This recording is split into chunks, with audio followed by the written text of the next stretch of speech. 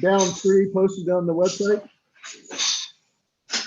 What's that? Yes, I did. The large red oak tree in our neighborhood. It's there must be many thousands of pounds of wood still on the ground, Yeah. and much of it is too heavy, I think, for a single person to move. Is that the one that was on the wood availability? Yes, it's a red oak tree that came down big enough that it caused damage to 3 houses. Wow. Yeah, I saw that picture. That thing is massive for sure. Jeez. Yeah, I think there's no shortage of green wood. over the next few weeks. Well, I had several friend who trees. had a golden chain tree uproot in their yard. They're going to try and reset it, but I'm secretly hoping that it will fail because I'd really like to get a hold of that. Now, what kind of wood is that? It's a golden chain. It's also called laburnum in Europe, I guess. It's super hard. It's like it's been used as a substitute for ivory or for ebony. Oh, It's really? good stuff, but looks really nice. it's toxic. Yes. So you don't want to use it for food. Right, I did read that. I think you got to watch when you sand that stuff. Particularly the bark. Is it blackwood? No, it's Miguel Hernandez used to make stuff out of the laburnum all the time. It's Oh, sort of Hold on, I'll grab a piece. yeah, if it's what I remember him making, it's really, really beautiful wood. Yeah, it's really beautiful. Harvey, I do what- everything with the respirator and vac on anyway. Yeah.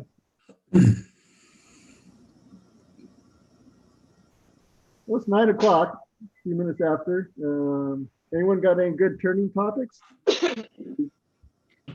Got enough weather and pandemic stuff to read in the newspapers.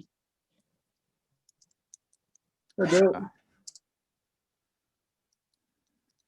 That's what it looks like. Yeah. Yeah, he actually gave out a few pieces of that at a club meeting once, and I got a few pieces, and It was in the raffle. yeah, probably that was it.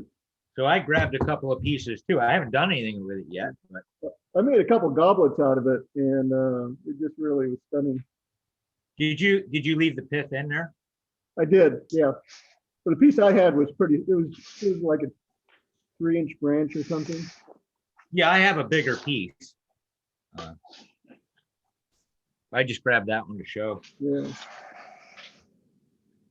Speaking of pith, anyone make anything good leaving the pith in? Any experience with working with the pith in your piece? I've done some bowls that way, and you end up having to patch the cracks. But sometimes, depending on how you position it, sometimes they look pretty good. Let me see if I can bring this picture up. I did one recently, but I encapsulated it in Oh, yeah. epoxy. So that has the pith in the center, but I encapsulated it in epoxy. Uh-huh. You I see- follow several Facebook groups, and it looks like almost every other picture is somebody turning a bowl on end grain, and it drives me crazy half the time. But some of them look pretty good. Well, aren't the calabash bowls traditionally end grain bowls? The tall version is, that's what Emilio said, but then there's the other ones aren't, but they are up to the edge of the pith, I think, or he leaves it, right at the edge so it cracks and patches it. I think there's a tall one that. Cool. Well, come on, guys, give us some topics. Mike. So I turned this urn or vase. Uh-huh. It's pretty large. You can tell I have a pretty big head, and it's about time and a half as big as my head. And it's out of the straight grain maple. It's about a 1/4 inch thick, turned down. And I dislike the color. I've put one coat of oil on it, and the wood grain is pretty boring, and I'm trying to figure out what to do with it, how to embellish it. What ideas would you guys have in terms of doing something with that? Diet. Yeah, Photography, do a little wood burning. it's got a lot of surface area. Yeah. That would probably look good with some carving along with the grain. It's turned down thin enough that there's not a lot of room for carving. It just challenges you more. Yeah. Shallow relief carving. So I did this the other day, well, last week, and it's doesn't have a lot of grain to it, and it's pretty thin. It's probably less than 1/8 of an inch on the sidewall. And I'm thinking about doing some piercing on this one, and maybe some. I want to do some wood burning down here, and then I want to do some piercing around this part right here. Good. How thin is it? How thin? Yeah. It's maybe a 16th. Mhm. It's pretty thin. So way thinner than what I did. I don't think I could pierce mine. So here's what I did that looks similar to yours. It's also it's a pet urn for a large dog, and it was also straight maple, and I put a dye on it like this. And Much nicer. This was good for a 70-pound dog, Yeah. Nice. fairly It's a big. pretty contrast of the stain and the ring at the top or lid at the top. I like the form too. Are there feet carved on it? It looks like you may have carved some feet down there. No, that's the chuck. It's still in the chuck. Oh, okay. I just put a flat It's- bottom in That's a very expensive foot. Yeah. The foot may be worth more than the face, the urn. It won't tip over though. No. Have you played around with, excuse me, go ahead. I was gonna say, that's another good point too. If the wood is kind of boring, it can kind of accentuate maybe a nice top or finial or something on it. Make that more of the focus. Have you messed around with airbrushing, Steve? I actually bought an airbrush over the holidays, and I'm trying to turn fishing lures and color them with the airbrush. So maybe I'll do some of that. Yeah. I've been fooling, I similarly got one as a splurge, and you guys, I think, had a demonstrator who sells them, the guy who does airbrushing Yeah. wood. Right. And From San Diego. Yeah. Yeah, what I'm finding is that the colors he sells, they're transparent pigments, and Uh-huh. and they're really pretty, but they're they don't soak into the wood hardly at all, so they don't stain. And you need, and they're water soluble, so you can't put any sort of coating on it except a sealer coating. And I was just wondering if people have had better experiences. I'm sealing mine. The lighting isn't very good here. Let me move to where the lighting's better. You need one of those big doctor lights. Yeah, that's right. Maybe you can see that better. Ooh, that turned out well.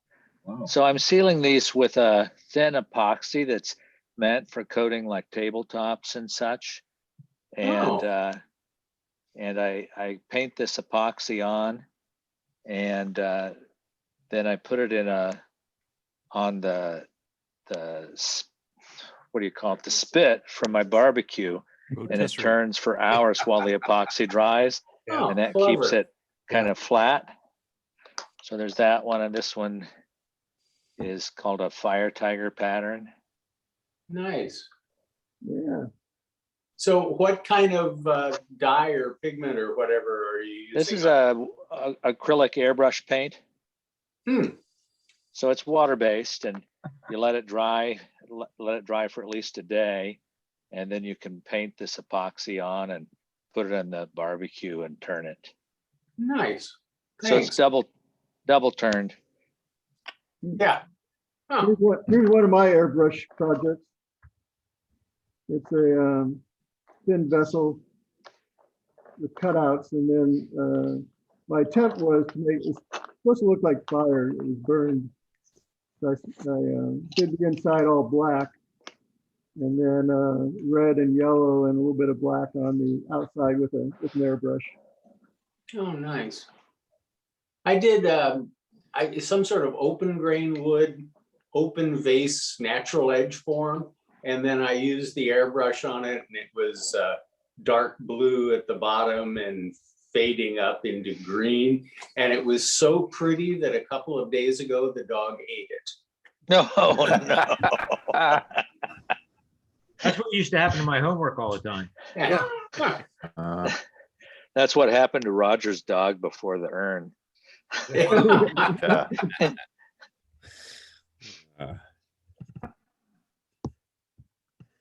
Well, airbrushing it's a lot of fun, but it's really depending what you want to do. There's you start with a stencil, and one of the hard things about stencils, if you've ever used them, is how do you apply it to the piece of wood, and how do you trace it and stuff like that. The guy that we had in last month's demo, he talked about a paper that not paper but film that you could print on inkjet printer. And I bought a packet of that. They're about $1.25 a sheet, but they do work great, and you can print your stencil, and mine are pretty small, so I cut them out and apply it to the piece of wood. But the paper really solves a lot of problems. Oh, so does it need to be a pretty flat surface for the stuff to conform to it? Not really. It goes around corners. It goes around a round piece pretty well. Nice. The lady that we had in for pyrography, her recommendation, if you want to do that, is you draw it on a piece of paper, then you crumple it up, and it makes it easier to conform. But this works really well. It'll stick on, and then you can do what you want to do with it. So that solved the problem I've been struggling with for some things. You cut it with an X-Acto knife or something to... Yeah. I'll show you one piece I did last month. The butterfly.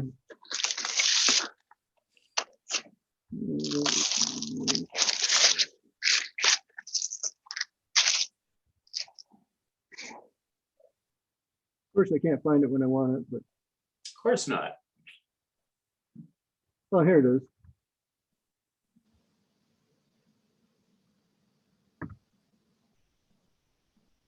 Are you in a mountain cabin, Roger? Yeah.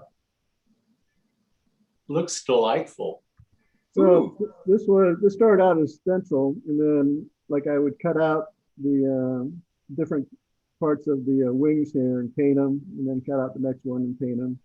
And then when I was all done, I did the outline in black. And this is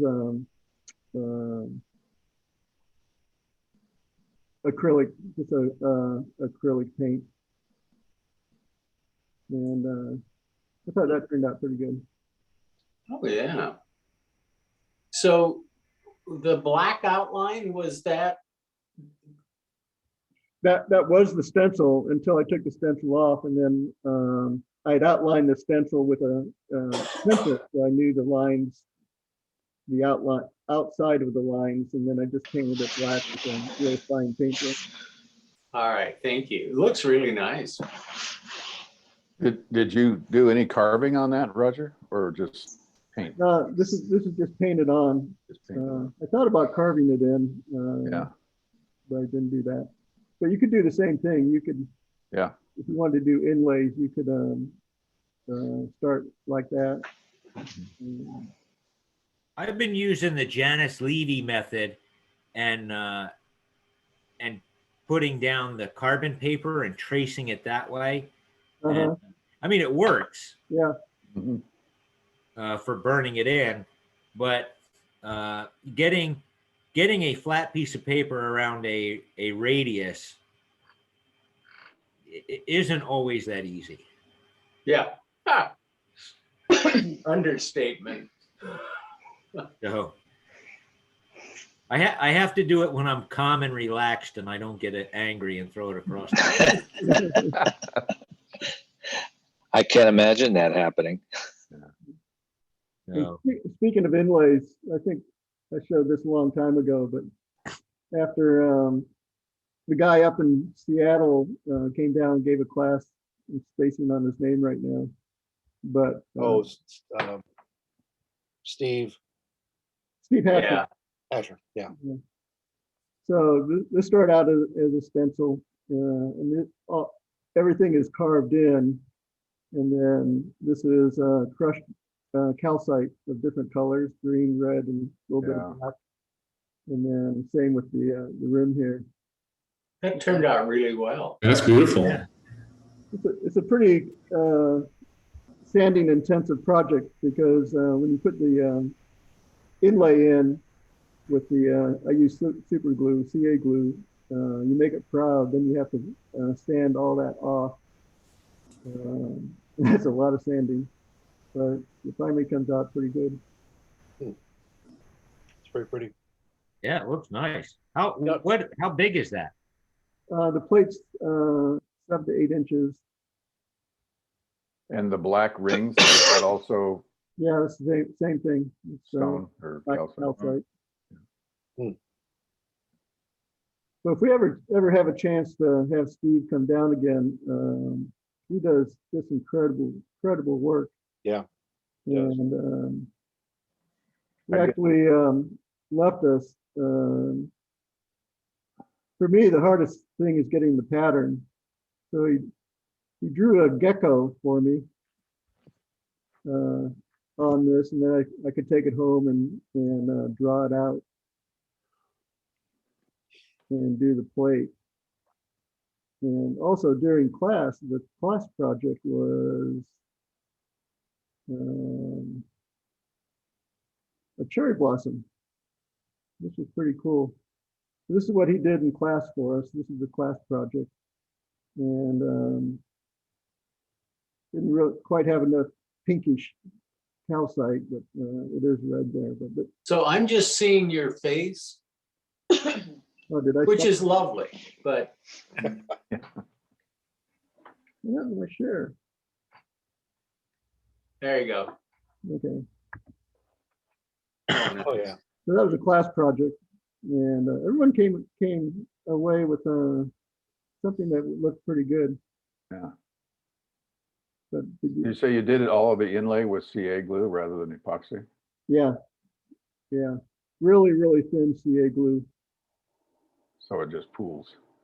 So I did one like that with epoxy, and the reason I wasn't happy with it was around the edges where the wood meets the epoxy, and I had turquoise in mine. I got almost like a dark stain look, but it wasn't consistent, so it didn't look like it. I don't know what happened, but it kind of ruined it. I think the problem with epoxy and doing that is what works really best is the really thin CA glue. Yeah. It soaks down to the inlay, whatever it is, stone or whatever you have. That's what you use for the metal filings, the real thin CA glue. Yeah. Yeah. Did you seal it before you put the inlay in the CA glue? No. I'm sorry. I sealed the whole plate before I did any carving with Okay. Shellac? shellac. Yeah, thank you. Brain fade. In fact, everything I use I use the shellac before I pretty much do anything of carving. That keeps the any bleed, whatever you use, it's going to bleed if you don't seal. Yeah. Uh, Did you cut the grooves for your inlays and then seal that with shellac also? The grooves I didn't, because the grooves are all filled with the inlay, so I didn't worry about sealing that. But the outside of the grooves is certainly sealed. So I what- didn't I didn't shellac the one that I'm gonna work on because I'm gonna burn it. Yeah, no, I agree with that. Because my problem was with thin CA, especially on some kinds of wood, is it stains the wood so bad around what you're trying to, around whatever cuts you've got. Yeah, And you can't sand it out because it penetrates yeah. quickly and deeply. That's why sealing it with shellac is important. Yeah. Normally I have a bottle of thin shellac, I think 5 to 1 or 1 to 5. But for some of the stuff, I'll use straight shellac if I'm really worried about that. Because some of the things I do with I have a CNC machine, and when I cut grooves in there, I fill it with I use ebonizing to make the inlay black, and the ebonizing will bleed really a lot. So I seal it twice with full strength shellac, and then I go ahead and do the cutting and ebonizing. So you cut the basic shape of in that case, the plate, seal it, and then cut the grooves, and then Yep. do your, yeah. Yeah. I should have done that. Yeah. How long do you let your CA glue dry for? I've had a couple of projects where I did that, and I started in on them in the center of the CA glue. Yeah. Wasn't all the way dry. You have to use a lot of thin. You don't do it in just one application of the CA glue. You do it with Right. many Okay. applications, a little bit at a time. Yeah, CA requires air to set up. So if you get it way deep, it won't actually harden until you dig down to it. Then it'll harden on your tools. Yeah. Or get across your glasses, and you got to try to get that little Ah, yes. spot. Yeah. Good luck. That's the thing with the gel, CA glue gel. If you're trying to fill a void, it's tempting to just fill it with CA glue and then let it dry. But even after a few hours, if you put a sharp ball in there or something like that, the bottom hasn't dried yet. It's still liquid. Have you tried, has anyone tried using baking soda with the CA glue? Have you heard of that? So Yeah. What's that do? I think it just, Yeah. it hardens up pretty quickly. It's like a accelerator, I think. Yeah, I've read that you can mix baking soda with water as a substitute for liquid accelerator, but I haven't heard anything about using dry baking soda. I So don't know- these are drilled out on the bottom, and there's a lead that's poured into there, and then you have the drill out recessed, and you fill that packet with baking soda and run thin CA into it and have it proud of the surface, and then it sands back really easy. So it's a good filler. You put the baking soda in after the lead weight Right. and then CA glue on top of it. Yeah. Mm-hmm. Any base will accelerate cyanoacrylate. If you had a steak for dinner last night, you can blow on it. There's enough ammonia in your breath. It will harden the CA. I think that's the method I'm going to use. The steak for dinner is the important part. Yes, It is. you're right on that. Most of my steak is venison, and it's very, very lean, so I might have to eat two. Yeah, no, that's fine. It's the protein that's providing the ammonia, not the fat. So Okay. You might have to have two anyway. yeah. Yeah. If you got them, why not? You know, on the subject of stencils, have you tried transferring a laser printed image with an iron or a soldering iron?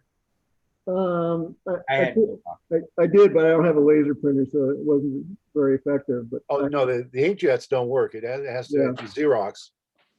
Now, there's the cheap little wood burning kits have one that's got just a flat ring, Yeah. and that actually works pretty well. Yeah, yeah, I have an inkjet printer. I tried it with the inkjet printer. It doesn't. Doesn't work. It has to be the laser jet or Xerox.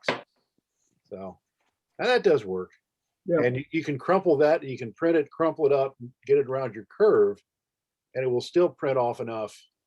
You can get a good outline laid down yeah. around a curve.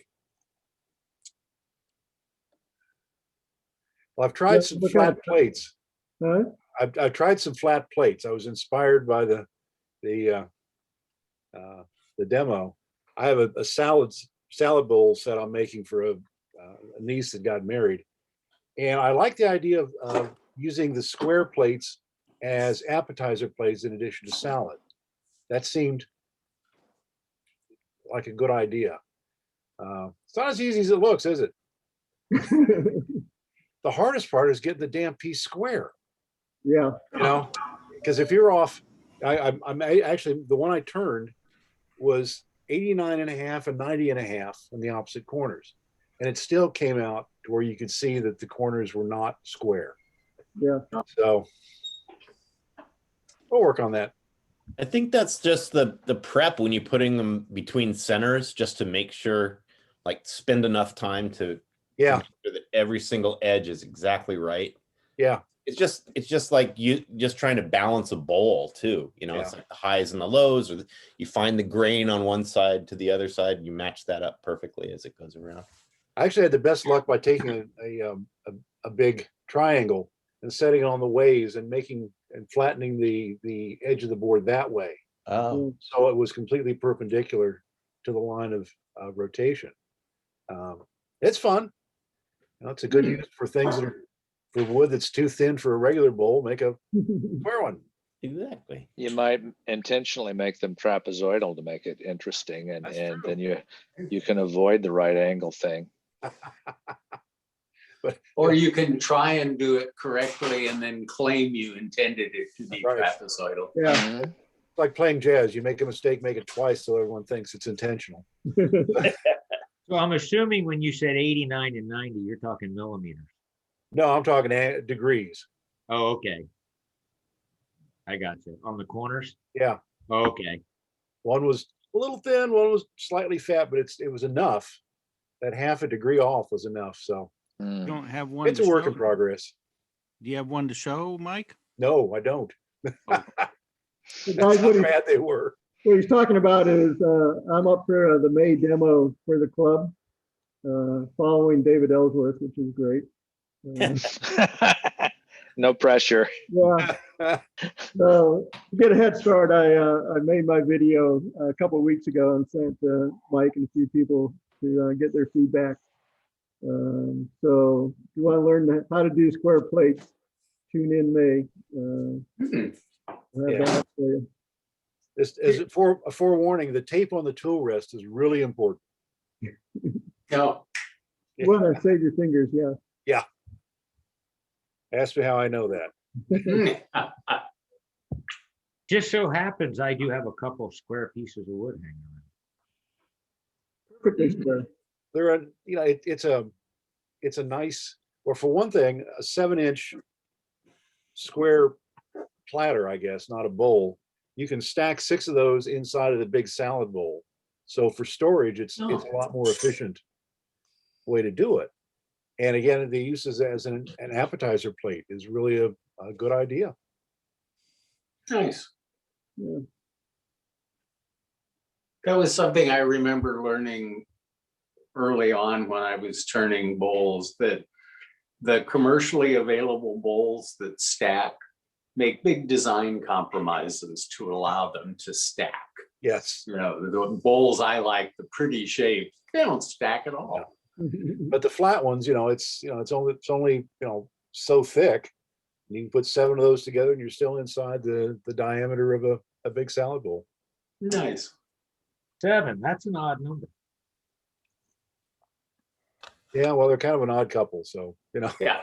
They have 5 kids. Did you make it out of maple or what did you use? No, well, I started, the ones I'm playing with now are maple. The ones that I use, that I actually make for the set will be walnut. Sort of a lighter colored walnut. I've got 1,200 square pieces out here, Mike. All I dry. have not quite that many, but a lot. I think it might have been 14. I don't remember. Oh, well. As far as turning goes, I revisited a tool last week that I haven't used. And I've actually sort of naysayed. That's the round skew, not the oval one, the one that's actually round. And I just, every now and then I go back to beads and coves, just to kind of refresh. And I don't know why, I pulled the thing off the rack and started turning beads with it. And it was just like falling off a log. So I've done some playing with that, and I really kind of like it. I'm to the point now that the one I have is 1/2 inch. I'd like a bigger one. So I'm thinking of buying a bar of M2 steel and making 3/4 inch round skews. That would be a beast. Yeah, it would, but I'm looking at it and I'm thinking, I could turn an entire pepper mill with that big skew and not use any other tool. Yeah. And well, So what kind of an angle would you put on such a wide bar? probably not, the one I use now is a 30-degree included angle. And I would start out at 30 and see how it went. But, you're going from half inch to 3/4 of an inch, you're going to wind up grinding away an additional 5/8 of an inch. I think that's right. So you got a big blade on it, but it's worth a try. Oh, absolutely. Is it flat across the? Sorry, Mike. And it's one of Eric Lostrom's favorites. Yeah, and I don't know why I got down on them. Mhm. Because I'm a big skew fan. I don't like the oval ones because the edges. A lot of the oval ones are not. They're oval on both edges. You don't have a flat edge to actually do a diving cut with. But maybe it's just a passing fancy. But I really enjoyed the beads, and you can actually do the very shallow long coves. That's like a pepper mill. You could do that with that also. But anyway, yeah, Lostrom likes the round skew too. I made this one off of his instructions on his website, and really like it. It's got that. How big is that bar? Oh, this is was this 1/2 inch? No, it's not 1/2 inch. Maybe it's 3/8. Because the commercially Looks like available ones 5/8. are available are like 1/4 and 1/2, and that's it. Oh, it's 1/2 inch. Yeah, that looks like mine. Mhm. But like for a sphere or the bead, it just rolls so easily. You're not fighting anything. Right. So, tricks for old dogs, I guess. I was experimenting with some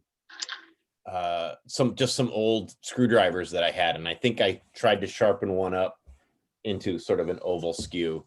Yeah. And I don't know if it really worked very well. Yeah. I didn't have the patience for skews, so. For a pyramid tool, screwdrivers are a good choice because that is pretty hard steel. Yeah. It's usually S1, so it's yeah. I do have a 3-sided screwdriver, and that works great for those little pokey things if you need to. But I don't know if a screwdriver would a screwdriver work as a oval skew? Would you consider that as one, or is it just too small for? I don't know. Well, you can buy them the round skews as a 1/4 inch. So like a big screwdriver is every bit of a 1/4 inch. Yeah. I'll experiment some more.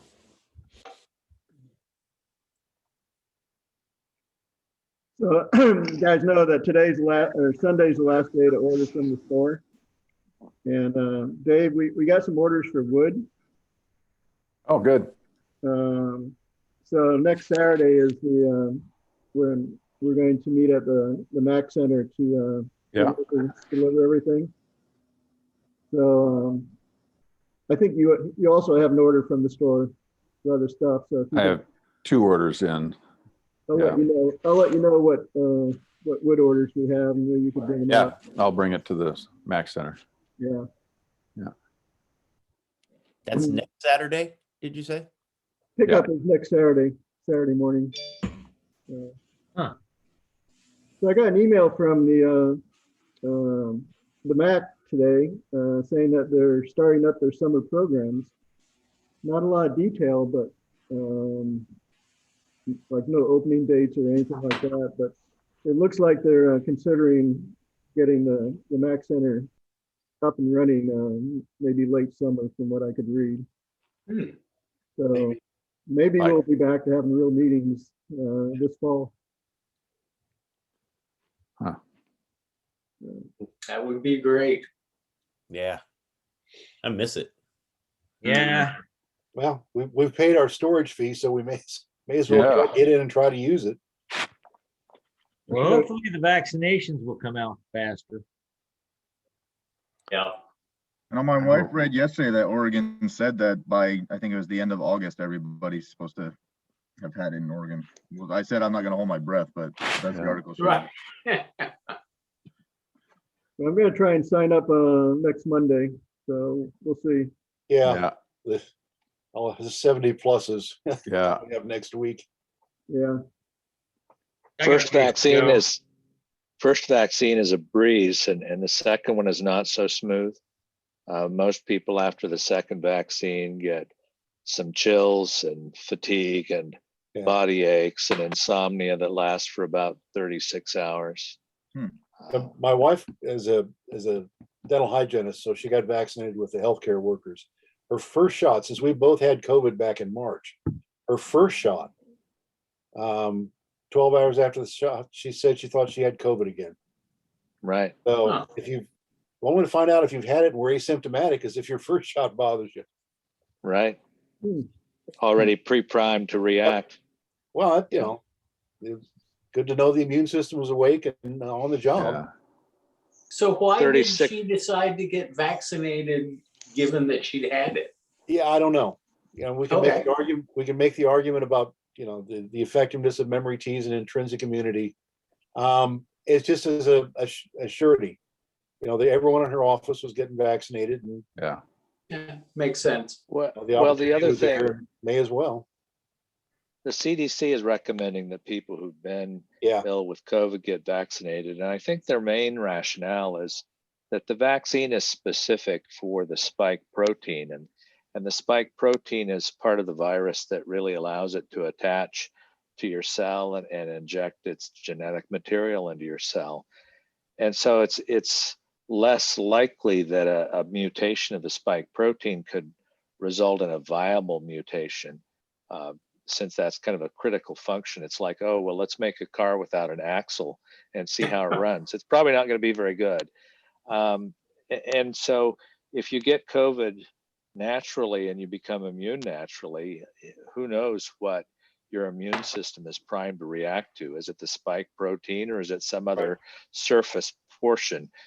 And so hopefully being immune to the spike protein will give us some more lasting immunity than some other random surface structure on the surface of the virus. There was a study of people who had other coronaviruses that showed that immunity to the other coronaviruses did not initiate a response to the COVID vaccine. So presumably what they made antibody to the last time they had that type of virus was not the spike protein. Right. My So daughter who knows? works for OHSU in it was a cancer research center, but now they're doing a lot of COVID research too. But she had COVID and she had the vaccine, and I think she was explaining it the same way. It's just like you get a flu shot every year, but the flu changes every year, and the vaccination, it should be more effective for COVID across the board and not just that one specific strain that you have. So Hopefully.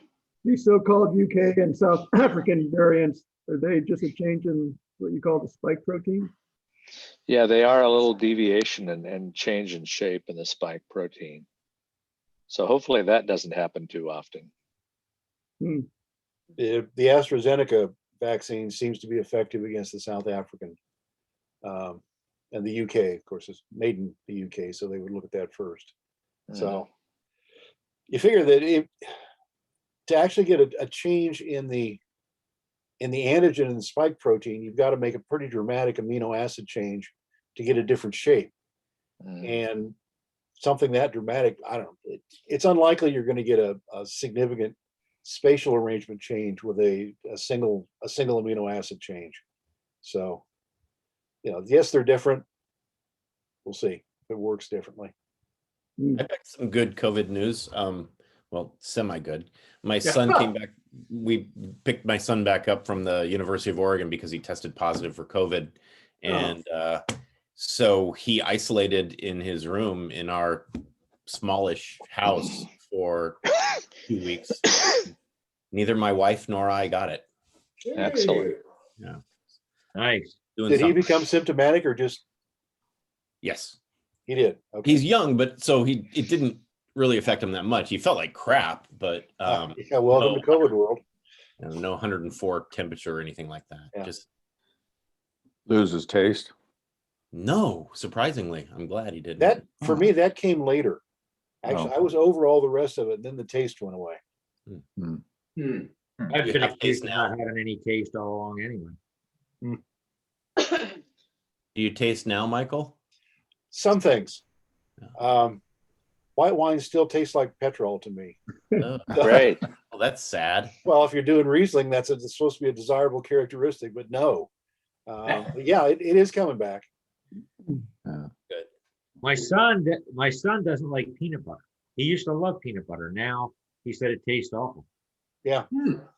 That's, and you figure if neurons generate 1 inch a month from your tongue to the back of your brain, you got 9 months there. I saw a thing, and I haven't been able to find it since. This Russian scientist says that the COVID came from the melting of the glaciers, and that it was in there forever, and the melting of the glaciers released it. That's his Really? what he said. That's maybe. Yeah. But the melting of the glaciers is like the cutting back of the rainforests. Yeah, exactly. Suddenly releasing biological material that may or may not be a problem, but yeah. I think the aliens dropped it on us. So. Yeah, invisible aliens. Yeah. Or it's the product of the Jewish space lasers. Yeah. Exactly. That shouldn't be funny. I want to turn this conversation around. I have not been able to get on my lathe and do any turning because I'm still working, and I just need something to get me back in the garage and start making some chips. And I just haven't been there. You have a birthday coming up for somebody? Oh, there's been, Christmas come and gone and birthdays come and gone. And just, I need a suggestion on how to discipline myself to get out there and have fun. You have any grandkids? A few, but they're not close. When you're in normal times, what encourages you to go out and play? What kinds of projects? For me, it's mostly utilitarian type stuff. And to be honest, I still have the Beads of Courage lid on my lathe. What are you showing me, John? So that's a wand I made for my youngest grandson because he's starting to get into Harry Potter. Oh, yeah.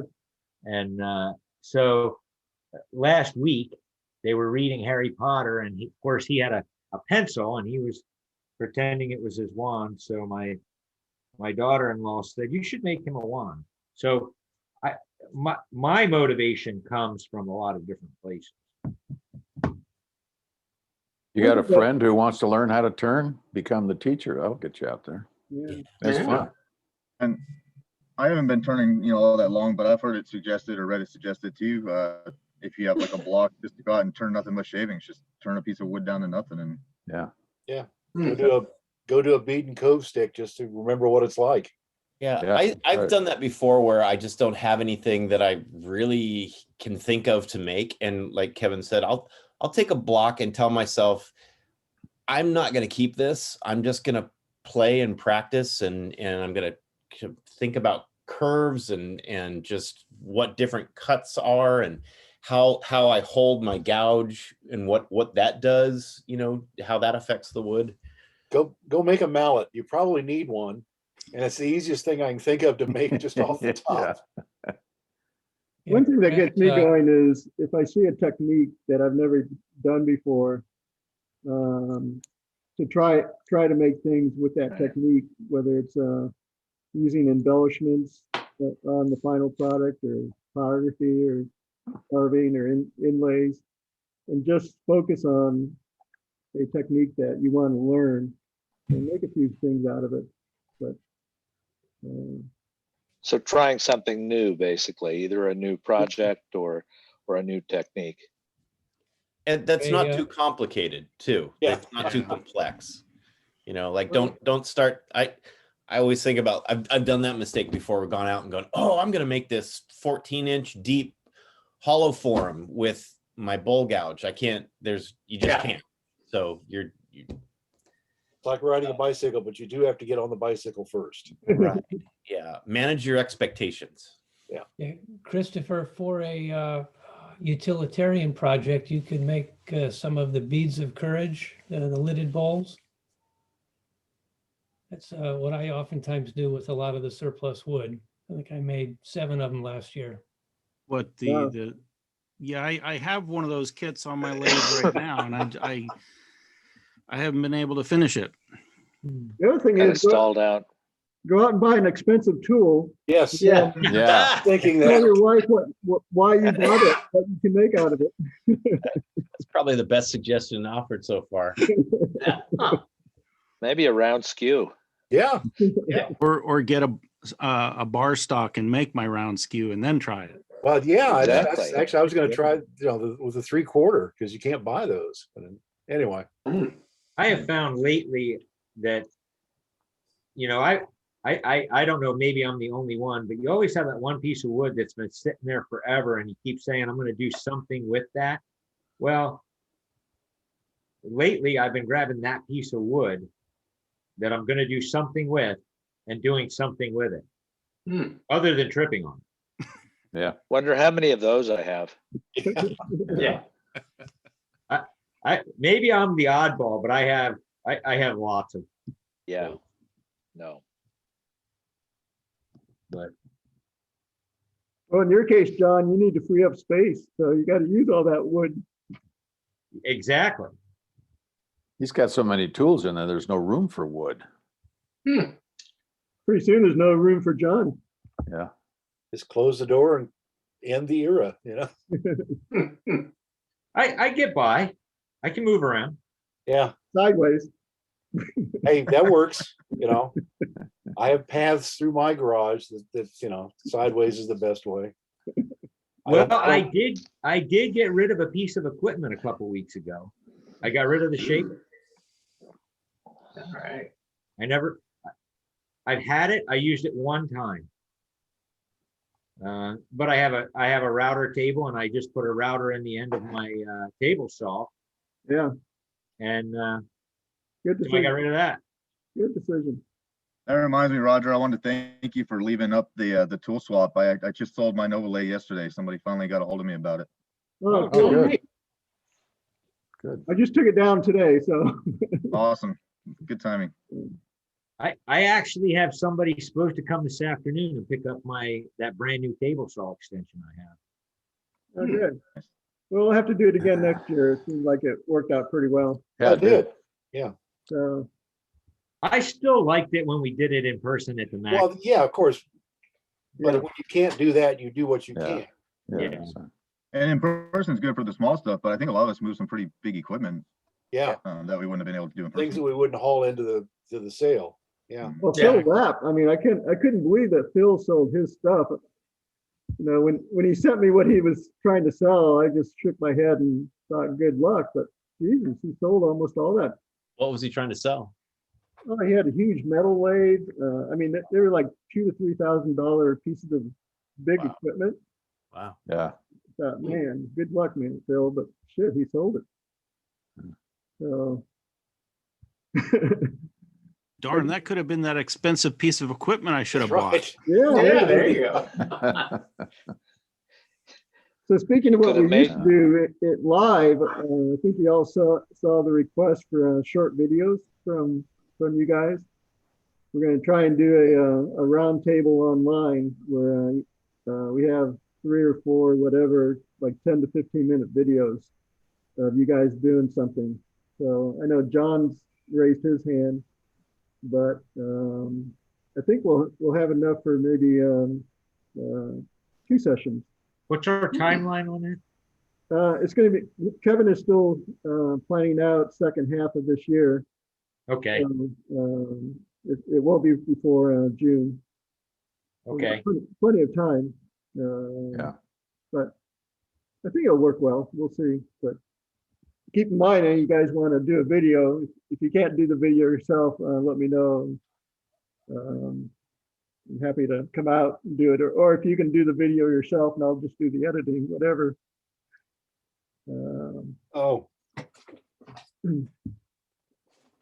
I'm going to be doing another one with Dale in the next few weeks. He's been asked to do a collaborative piece with I don't remember the lady, but he's going to turn the piece and then she's going to decorate it. Again, we're going to do that online, so I'm going to video him doing the piece. Oh, Cynthia Gibson? Yeah. Oh, There's the she's dolls. Fantastic. Yeah, that's right. So, Takeshi dolls. I Yeah. think this is the book you were looking for, Roger. okay. This has Yeah. got, it seems to have all the old incorporation stuff, so I'll get it to you. Okay. There's another one also, and I think the Halls have it. I was just looking for the bylaws because Oh, yeah, it's all here. Yeah, Yeah. a friend of mine just wanted a reference. I was surprised. I thought, well, maybe we got an electronic copy, but then I remembered when we did it. So no, there wouldn't be an electronic copy. They didn't have electronics back then. check the microfiche files. Yeah. I'll look on one of the old discs. Scan Floppy copy. disk. Scan copy is fine. But yeah, I was going glad through to an know old all that. box the other day and I found some cassette tapes and 2 8-track tapes. Wow. Yeah, Those have archival value. yeah. Landfill value too. Yeah. Yeah, Now you just need a player. Good luck finding one. Cassette's not too hard, but 8-track, I don't know. yeah, there's 5 of them in there. That was always eBay. Well, eBay or just give them away on Craigslist. Yeah, for sure. I just sold an old Atari game cartridge on eBay for $600. No kidding. What Oh. was the game? My sister used to work for Atari, so she got what they refer to as loaner cartridges. It doesn't have a retail label on it. The developer puts a label on it because it's a beta version. And apparently those are highly collectible. So Oh, before I moved to Portland back 6 years ago, I had put a whole bunch of them together out on eBay, and I had a starting price of $90 on it. The next morning I looked and it was up to $600 or $700 for the group of them. And I had all these emails, people telling me, if you take it off of eBay, I'd like to negotiate individually with you. Well, luckily, one of the emails I got was someone saying, hey, I don't know if you know what you've got there, but those are highly collectible. They're referred to as loaner cartridges. So of these 30 cartridges I had, 21 of them were loaner cartridges. Oh. So I didn't have time to sell them back in California because I was too busy packing up to come to Portland. So I finally got around back a month ago to taking the first one to putting it out on eBay, and someone gave me $600 for it. For one? Wow. I can finally start getting some of those tools I wanted for a week. I mean, how would you have even known that if you're not into that kind of stuff? Yeah, and luckily Yeah. there was one nice person that wrote me. You know, everybody else is trying to shtick me, trying to get these loaner cartridges for cheap. One person wrote to me and sent me an email and said, you know, these are highly collectible. You want to take them off of eBay right now and look into what you've got, but they're referred to as loaner cartridges. They can be pretty expensive. I looked and I kind of did some research on them. They average in the $150-ish a piece that you could expect to get from them. But this one I'd sold for $600. So What makes them so attractive? because they're very rare. Supply and demand. Yeah. They're Collector's games, item. right? Oh yeah. Yeah. Apparently people collect old Atari stuff. So Yeah. Well, I've got a bunch of old crap too. Well, there's a difference between old crap and old stuff people want. Yeah. It's a fine line though, it seems like. Yeah. One man's trash. Well, the one thing I did find going through all the boxes of old memorabilia and stuff is I have 10 of the bicentennial $50. Oh, And out of the 10, 5 of them are misstamped. Oh, wow. And I was living in southern New Jersey, and all 5 of them came from the Philadelphia Mint. okay, that explains a lot. And I think, well, I haven't had them appraised yet because I just found them last Wednesday. But some of them are $2,700 in that condition. Hmm. Just because they were stamped off center. Yeah. Did you buy them knowing they were stamped off center? Or No, I was a kid. Yeah. I just thought they were cool. That's About 40 years $5. ago, yeah. So you bought them for $5? My lawn mowing money. Wow. Well, I bought them in 1975 or 76. I just thought they were cool. It was the bicentennial. Yeah, for sure. My dad took us to Philadelphia to see the big ships. Uh-huh. And how are they misstamped? they're off center. Ah. There's no border on the top Right. and a fat border on the bottom. They should have been called, but they made it out into circulation. And Yes. And I wound up buying 10 of them for $5 when I was, however old I was in 76. But and then I never did anything with them. I put them actually in a little plastic tube and just kept them in a cedar box of mementos. And then forgot about them. I did. Can I change subject a little bit? Yeah. This last storm brought down dozens of my trees. Unfortunately, many oaks and some madrone.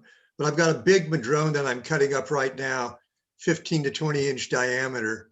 So if anybody's interested in chunks of that, I can either cut it to order or you can take a big piece and shape it up the way you want.